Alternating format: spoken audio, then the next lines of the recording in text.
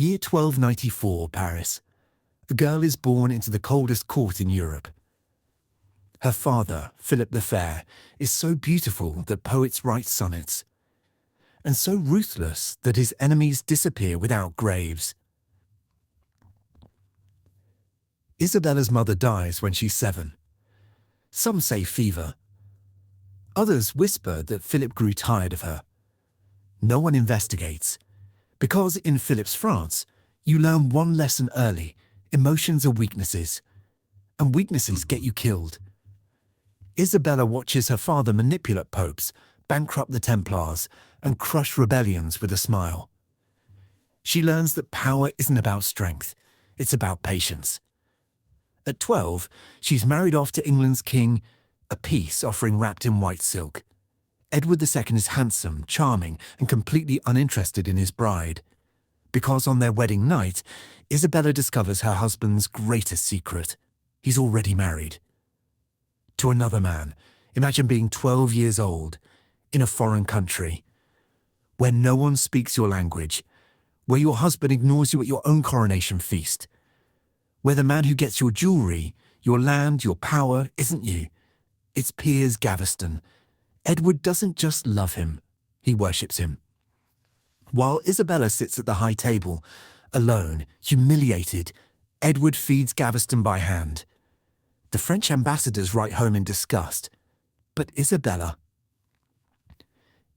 smiles, because she's learned something her father taught her. Never show the knife until you're close enough to use it. For 4 years, she plays the dutiful wife, bears Edward's children, writes loving letters, never complains. And the whole time, she's watching how Gaveston makes enemies, how the barons sharpen their swords, how Edward grows more reckless, more desperate. In 1312, the barons finally strike. They hunt Gaveston down like an animal and behead him on a muddy road. Edward collapses in grief.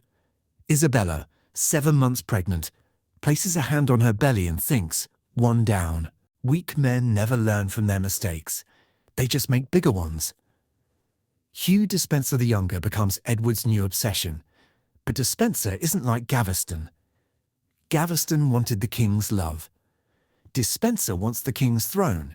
He starts small, taking estates, collecting bribes, eliminating rivals. Then he makes a fatal error. He targets Isabella. He seizes her lands, imprisons her servants, takes her children away, including the future King of England. The message is clear. You're no longer needed.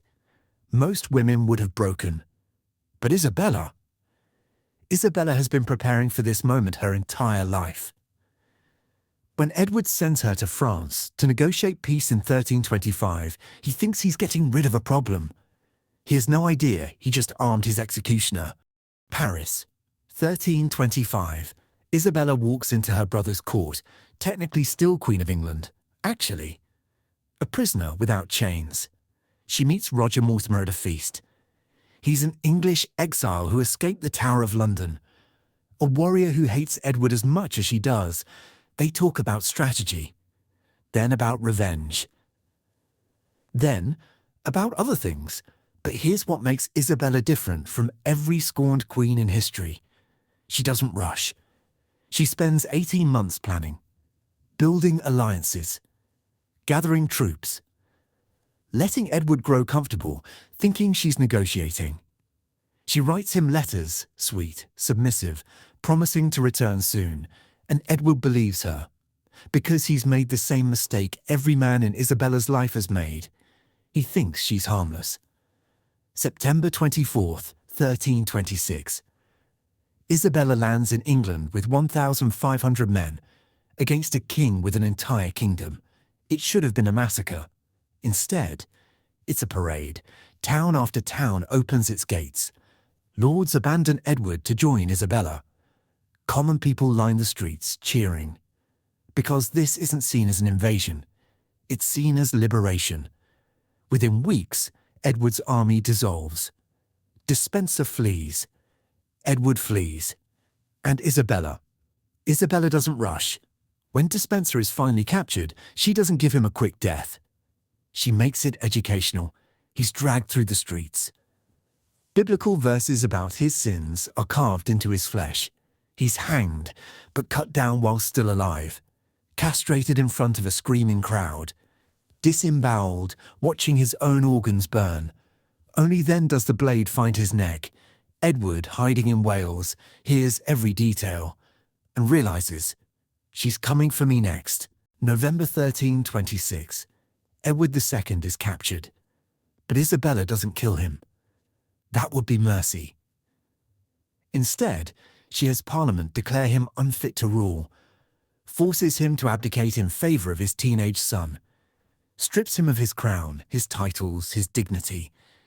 Then she locks him in Berkeley Castle for 9 months.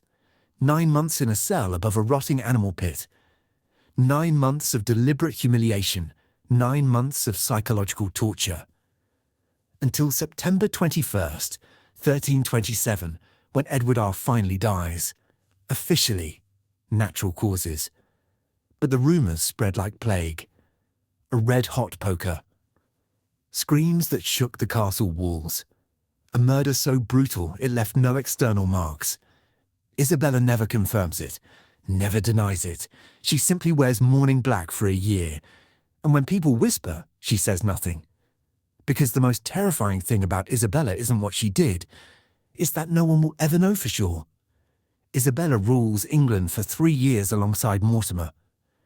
They live like royalty, spend like emperors, and forget one crucial thing. Her son is watching. Edward III has seen what his mother did to his father.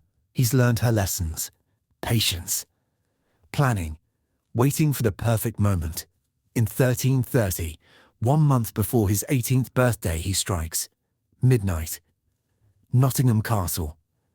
Armed men burst through a secret tunnel. Mortimer is dragged from Isabella's bed. She falls to her knees before her son.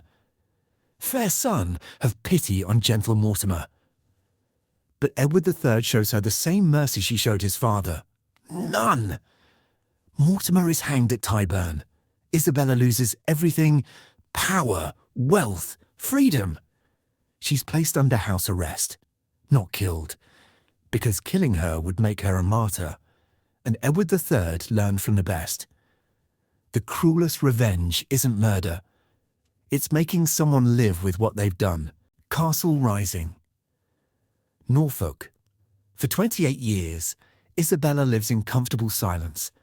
She has servants, fine clothes, visits from her grandchildren, but no power, no freedom, no Mortimer. Some chronicles say she went mad, talking to ghosts, screaming in the night. Others say she found peace through prayer. The truth? No one knows, because Isabella, the woman who controlled kings and toppled kingdoms, spent her final years as what she'd always feared becoming. Invisible. When she dies in 1358, they find her body wrapped in her wedding dress. On her chest, a silver locket. Inside, a name engraved in careful script. Edward. But which Edward? The husband she destroyed? Or the son who destroyed her? She never said. And maybe that's the final twist. Even in death, Isabella kept her secrets. Isabella of France. The girl who was married at 12. The woman who waited 14 years. The queen who proved that revenge is a dish best served cold. So cold it takes a lifetime to freeze. History called her the She-Wolf. But maybe she was just the first woman to realize. If men can take their time destroying women, women can take their time destroying them back. The question is, was she a monster? Or was she simply playing by the rules men invented and playing them better?